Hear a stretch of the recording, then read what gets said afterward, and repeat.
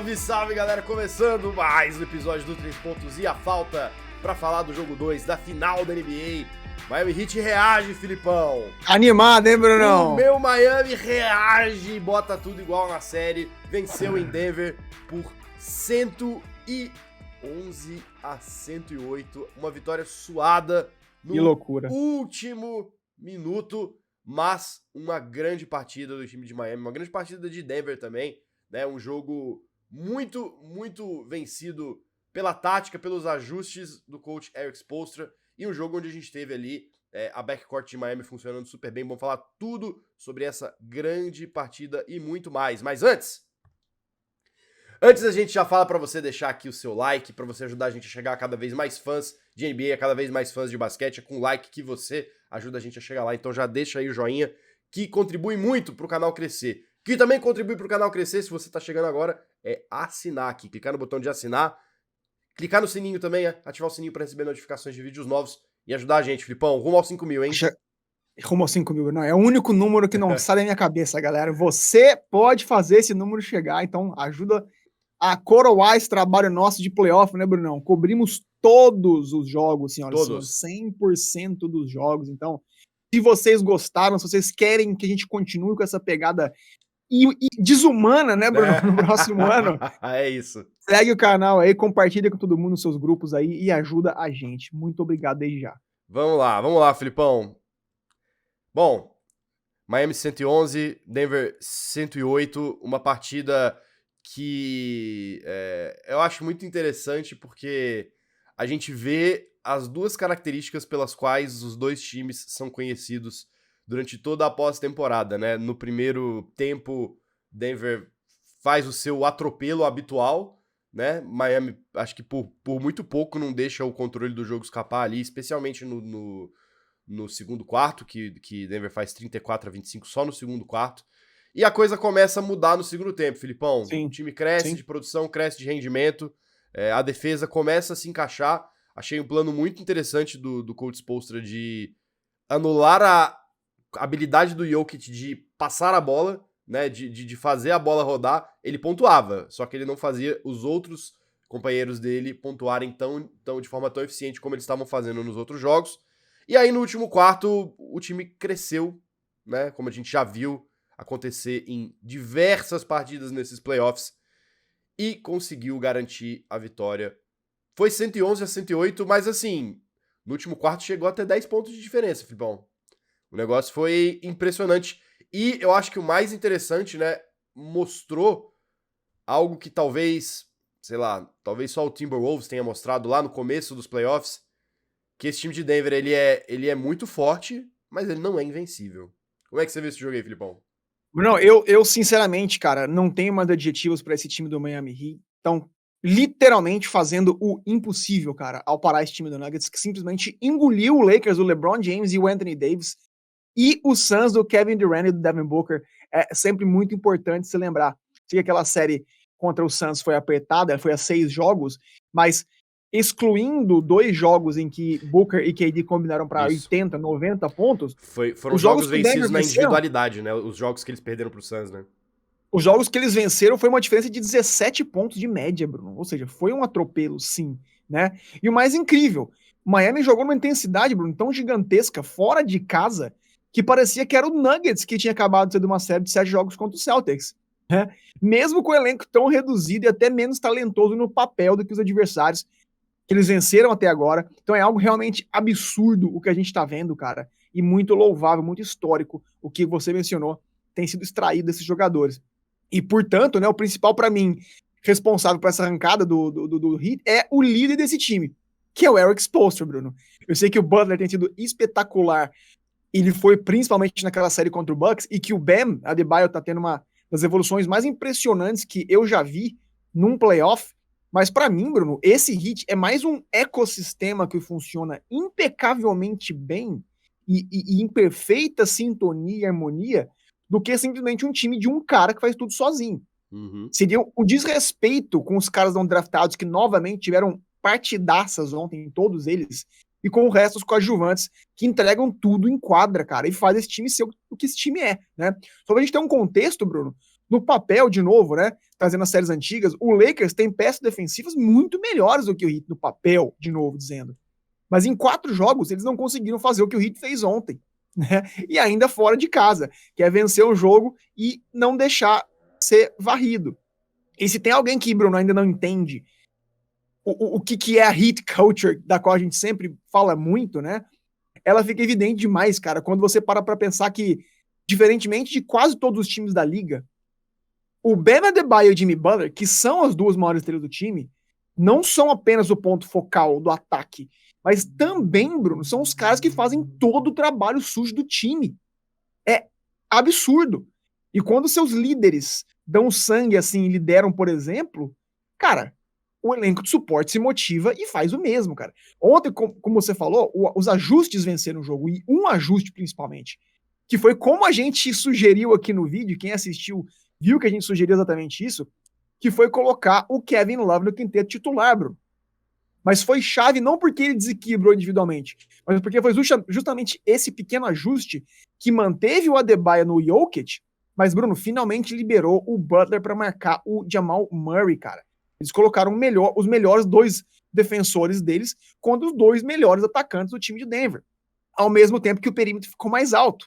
Então, cara, ele pôs o Butler para correr o jogo inteirinho, caçando o Murray atrás de pick and roll por pick and roll, de screen por screen, e eles abriram um corredor afunilando o ataque do Nuggets inteiro pro Bam Adebayo, como se eles tivessem aceitado, Bruno, tomar bola de 2 para justamente matar o jogo nas bolas de 3, e o resultado ficou muito, muito claro com os números. Jimmy Butler em cima do Jamal Murray. Murray teve só 18 pontos, cara. Porter Jr., Bruno, no garrafão, com perímetro mais alto, só 5 pontos, 1 de 6 de bola de 3. KCP também só 6 pontos, 1 de 3 só nas bolas de 3. Denver chutou, Bruno, 52% de quadra, mais do que o Heat, mas ele perdeu o jogo, porque só fizeram 11 bolas de 3 contra 17 do Heat. Ou seja, estamos falando de uma diferença de 18 pontos só nesse quesito, que é uma coisa muito, muito grande. Crédito também para defesa de zona do Heat, cara, que também foi uma sugestão nossa aqui, né? Que funcionou bem no quarto do jogo 1 e funcionou de novo muito bem durante o jogo. E eu sei que, cara, eu não sei, Bruno, se tem muita gente que joga basquete aqui, mas o motivo pelo qual não tem muito time na liga que joga em zona é porque, cara, é uma coisa muito difícil de se fazer.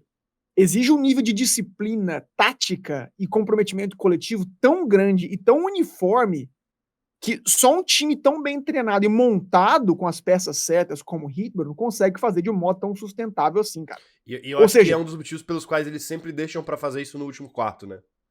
Porque acaba com os caras, né? Cara, assim, se tem um cara que não tá jogando com a mesma intensidade que o outro, Bruno, o time adversário explora isso. Mas quando a gente vê um ataque tão imparável quanto o Denver não conseguir responder isso, cara, dá pra entender o tamanho do comprometimento, cara, que esse time do Miami tá mostrando. E, Bruno, e foi por isso que o Jokic teve 41 pontos e o Nuggets ainda perdeu, cara. O Coach Spoelstra, como você brilhantemente colocou na abertura, entendeu que não era sobre deixar o Jokic não pontuar.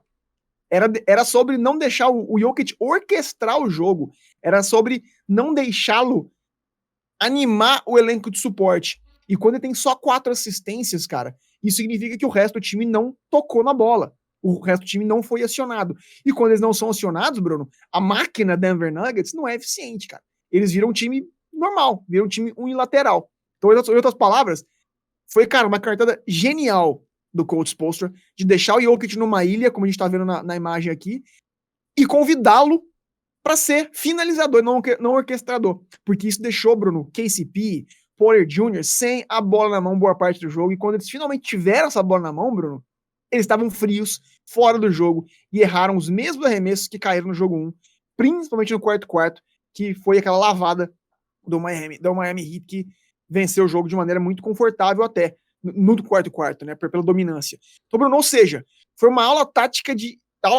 e execução, cara, também. São duas coisas muito, né, que caminham de mãos dadas, mas exige tanto do técnico quanto deste elenco. São coisas extremamente difíceis de se exigir de um time que não tem essa fome, Bruno, esse profissionalismo, essa vontade de fazer história que o Heat tá mostrando. Você cara. falou essa parte da entrega no último quarto, que como ela foi importante defensivamente, Mas eu acho que o mais impressionante é que o time também teve essa mesma intensidade no ataque.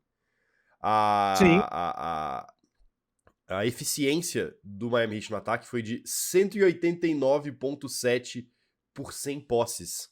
Eles tiveram 19 posses no último quarto e fizeram 36 pontos com elas. Foi o último quarto mais eficiente de um time na temporada. O que eu acho que é um excelente sinal para Miami, ou seja, é um time que é ainda. A gente fica se perguntando onde está o limite físico e de sim. motivação desse time, e parece que a gente ainda não o encontrou. Eu acho que isso é uma notícia extremamente positiva para quem imagina Miami vencendo, ou torce para Miami vencendo essa final. Mas também eu acho que é uma notícia um tanto quanto perigosa.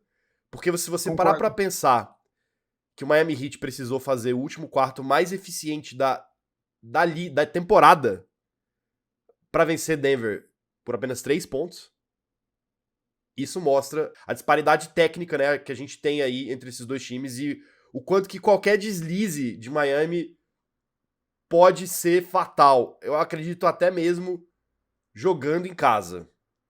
Por aí eu já te trago para os prognósticos da partida número 3 agora que a série vai Sim. para Miami e a gente vai ter esses dois jogos aí durante a semana com o Heat jogando em casa. Filipão, o que você espera dessas partidas?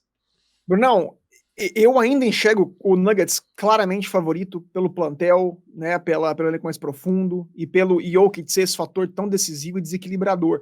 Mas o que eu vi ontem, cara, me fez enxergar essa série muito mais aberta do que eu imaginava depois do jogo 1. Né? A gente instigou o Miami Heat, a gente disse, cara, a gente falou exatamente isso. O jogo 2 vai mostrar se essa série vai ser curta ou não. Né? Sim, E ontem a gente viu que essa série não deve ser curta, justamente porque há maneiras de parar esse Nuggets de acordo com o Eric Spoelstra, e eles vão manter essa tática aí até o resto da série, não tenho dúvida alguma. Mas, Bruno, você mencionou não ter ficado confiante, mesmo com a vitória ontem. Eu já levo para o outro lado, porque eu fiquei bastante preocupado com o mental do Nuggets no quarto ontem. Quando o Duncan Robinson faz aqueles 10 pontos logo no começo e eles viram o jogo, eu senti os caras, Bruno, totalmente nervosos. Brigaram com a arbitragem, cometeram um turnover, forçaram arremesso. Eles lideraram o jogo quase que inteiro, cara. Mas perderam literalmente por causa do último quarto, 36-25. Crédito para essa ofensiva absolutamente impecável, avassaladora do Heat. Mas, Bruno, eu achei que não dá pra gente saber se esses caras vão aguentar a pressão nos próximos 2 jogos fora de casa. Foi a primeira vez que o Denver perdeu em casa nesses playoffs, vale dizer isso. Ou seja, eles nunca tiveram essa situação. Sabendo que podem voltar para Denver eventualmente 3-1 atrás, né? Então, assim, será que eles vão ter o mental? Será que eles vão aguentar a pressão de jogar esses 2 jogos fora de casa, tendo perdido esse jogo crucial?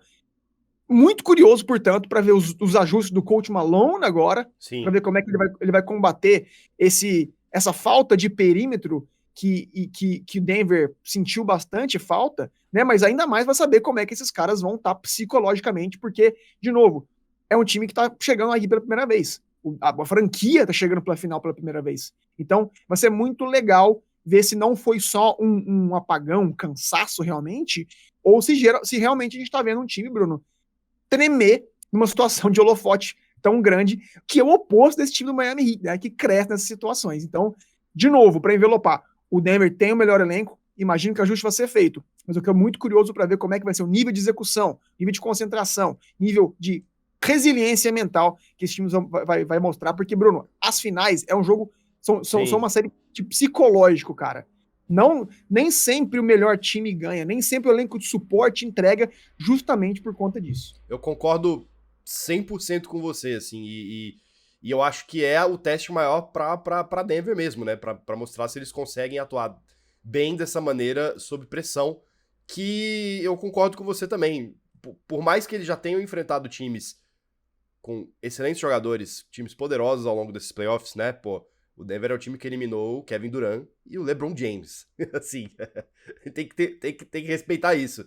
Mas eu não acho que eles foram tão pressionados quanto eles estão prestes a ser agora. Eu não acho que isso aconteceu. Essa derrota em casa, inédita na pós-temporada até agora, pra mim mostra isso. Bom, se o time quer ser campeão, eles têm que saber jogar dessa maneira. Eles têm que saber jogar sob pressão. Também tô curioso para ver como que o Denver vai jogar nessa maneira. Mas, assim, eu acho que vai ser uma partida complicada de qualquer forma, mesmo agora Miami tendo a torcida a seu favor, né? E o time tem jogado também ali, não tem sido tão eficiente em casa ao longo dessa pós-temporada, né? A gente já viu o Heat perder alguns jogos, né? Na própria série contra o Celtics, a gente viu O Celtics o perdeu Miami perder 2 vezes em casa, então... Perdeu pro Hawks no primeiro jogo do No play-in, primeiro né? jogo do play-in, sim. E o Nuggets tem vencido fora de casa. O Nuggets varreu o Lakers, portanto, venceu 2 jogos em Los Angeles, com o Lakers jogando até que bem, né? E venceu o Phoenix Suns no Arizona também. Então não é um problema para esse time, né? Então vamos ficar de olho. Acho que vai ser muito interessante, justamente porque a gente vai ver esse time de Denver fora da zona de conforto e promete bastante esse jogo número 3 aí de Heat e Nuggets. A partida vai acontecer agora só na próxima quarta-feira, Felipe. Eu tô mal acostumado. Já tô sofrendo já, tô cara. Sofrendo já. Mas na quinta a gente estará aqui de volta pra comentar tudo sobre essa grande partida. E a gente pede pra você deixar seu comentário aqui pra você falar o que você achou sobre o jogo 2 de Denver Nuggets Miami Heat, a grande final da NBA. Não se esquece também de deixar o seu joinha, de curtir e de assinar o canal aqui, clicar no sininho para receber todas as notificações de vídeos novos aqui do 3 Pontos e a Falta. Filipão, tamo junto. Muito obrigado a você que assistiu a gente até aqui e até o próximo vídeo. Valeu!